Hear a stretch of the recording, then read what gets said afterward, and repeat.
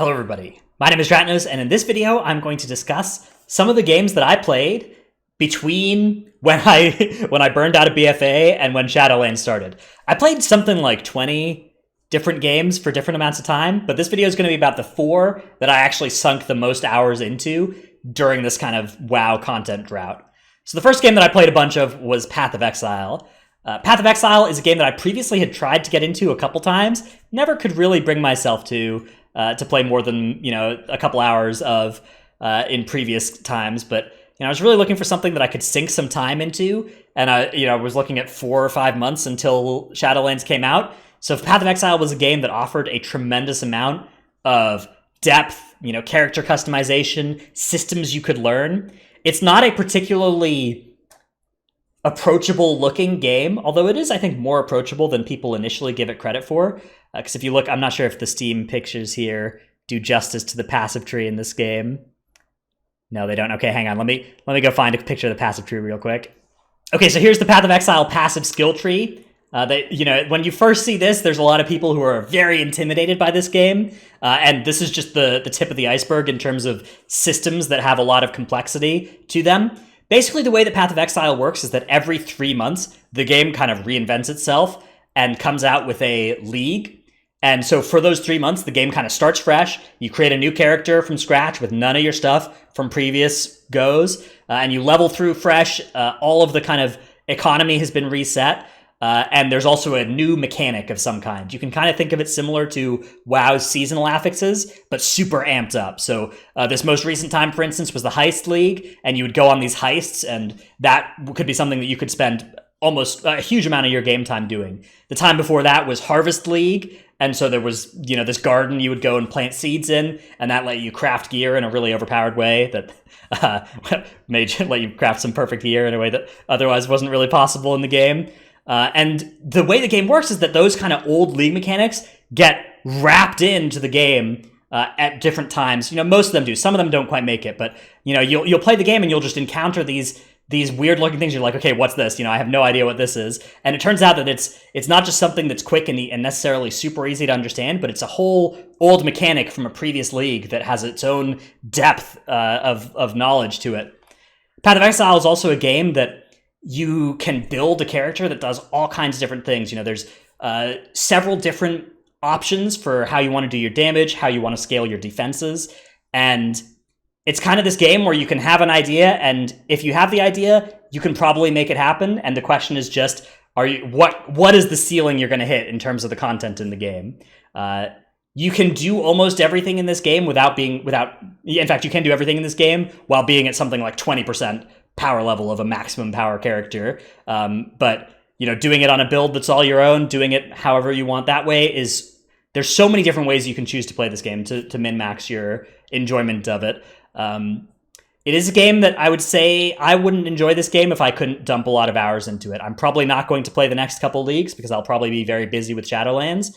But in this kind of content drought, I sunk a whopping 1,250 hours into it. Now, some of that was with it being alt-tabbed while I was doing other stuff, but still, this is a lot of hours to put in over just a couple months. So I went hard on this game, and it's a game that I personally wouldn't enjoy, although I do think there are several people who do enjoy without that characteristic. All right, next game I want to talk about is Factorio. Factorio is a game that I put 70 hours into, so not nearly as many as Path of Exile. It's a logistics management game where you're creating this factory and defending it from aliens that the pollution of your factory is attracting. And it's kind of all about, there's all these different raw resources and you're converting them into the buildings you make and research that you do. And your base kind of keeps running into problems, right?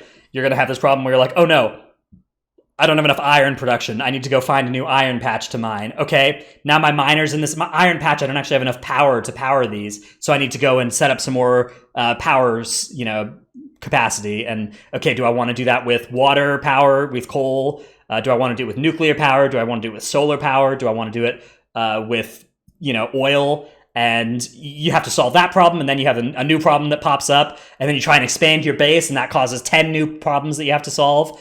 And that whole process is really fun it can be somewhat frustrating. You have these weird problems. You're like, why isn't this working? And you're like, oh no, I need to reposition by like 1 pixel my whole base, and that can be really frustrating too. But this game was tremendously enjoyable for me to play, and I expect I will play it at some point in the future as well. Another playthrough. It's recently had its full release, so it's not going to be going through massive updates that often. But I do expect there is still some new content coming out for this thing, and it is very mod friendly. You can use mods in this game to make the game easier. A lot of people do that, and it's kind of weird to me. There will be these posts where somebody's like, okay, how do I solve this problem I'm having with my conveyor belts? And like a top answer that somebody will post will be, just download this mod that fixes that. But really the game is all about solving those problems. So I personally don't like those sorts of mods, although you can use them if there's some part of the game that you just find super tedious and you want to delete it from the game. That's fine, no judgment. But one thing that you can also do with the mods is like total conversions of how the game works. You want to make the game, instead of a 10-hour experience or a 20-hour experience, if you're going fast, into something like a 100-hour experience or something. You can do that if you want. You can you can get mods that do all kinds of things, change resources completely. It is very mod friendly, so that's a cool part about it as well. Kind of reminds me of Minecraft in that way. Also a good game for multiplayer. This game, I had a lot of fun playing it with friends too. Next game up is Hades. Hades is probably my pick of these 4 games I'm going to talk about today. This is the game that I believe will appeal to the most people. If you tried all 4 of these, I think this is the one that people would play the most of, an average person. This game is beautiful. It's by these guys, Supergiant Games, and if you haven't checked out the Supergiant Games catalog, these are the creators of Bastion, which is another game that if you haven't played this game is one of my candidates for like all-time best 8 hours I've ever spent playing a game was the 8 hours I spent playing Bastion. I cannot overstate how great of a dev team this is. Supergiant Games here, and Hades knocks the ball out of the ballpark. For some reason that the idiom is just it sounds weird to me right now, but I think that's it. Anyways. Hades is a roguelike game, which means that you do these kind of runs. Each run is a bit of a discrete event where you go through a procedurally generated world and you're increasing in difficulty and you're also powering your character up. Like other roguelikes, there are kind of build-defining ways that you can change how your character works. You get all these boons from different Greek gods. Unlike other roguelike games, Hades has a story, and the story is phenomenal here, and it actually explains the whole roguelike nature of this game. Unlike other roguelike games where you kind of just have each run, even if there's a story, the story is self-contained within each run. FTL, for instance, is a great roguelike. FTL, Faster Than Light, is something like a 8-year-old game now. It's a great roguelike game, but the story, even as it exists, happens contained within each run. In Hades, that's not true. In Hades, when you die, your character just gets sent back to the start of Hades, which makes sense. It's, Hades.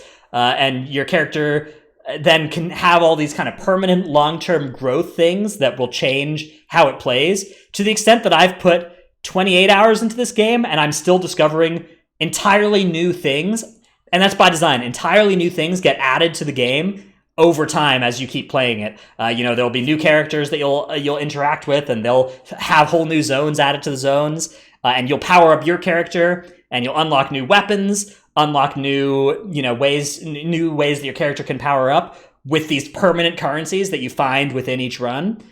And you can also power up how difficult the content is too. You can make the content harder, which then gets you more rewards, which then lets you make the content harder and succeed. And it's all just a really elegant game in terms of the game design, and the story is just phenomenal. It's all voice acted, and it is really compelling. I don't want to spoil much of the story that's going on here, but it is such a delightful game. So this one is one where if you're a fan of any of these genres, you will love this game.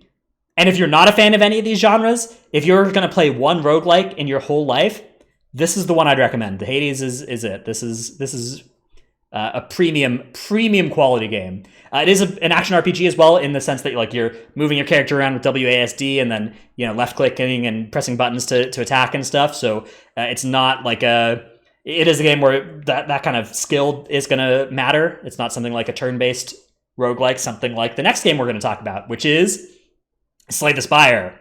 Slay the Spire is a game that I had played a lot before this kind of content drought, but I got back into it towards the end of the content drought here and have played quite a bit of it. It's got new characters since I last played, and it is a really, really fun one. So this is also a roguelike, but it's a roguelike deck builder. If you have some experience with games like Hearthstone, it's sort of a similar, your cards have a cost and you play them system to how Hearthstone works. But unlike Hearthstone, you're not battling against other players. You're battling against, all these different minions or monsters and stuff, and you climb up this spire, going through this map, choosing what you're going to fight against. You have all these different cards that you can get. Your deck starts out the same. There are 4 classes in this game, and your deck starts out the same for each class each time. But then you get all these different options for ways that you can change your deck. There are all these different archetypes that you can build your deck into. There are these relics you can find that are like permanent power level increases, in addition to the cards you can find that will change how your deck functions as well. There are all these little events that you can run into where they're going to have different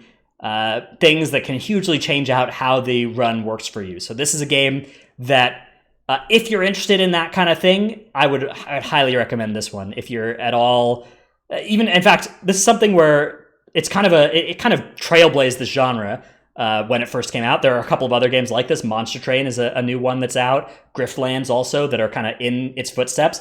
If you played either of those games and liked them even a little bit, you will love Slay the Spire, I believe. It is a game that you can truly sink a lot of time into.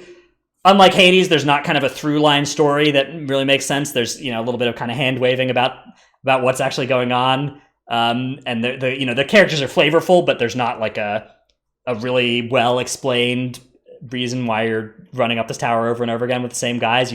Your guy just like falls asleep at the end of the run, and then you wake up at the start again.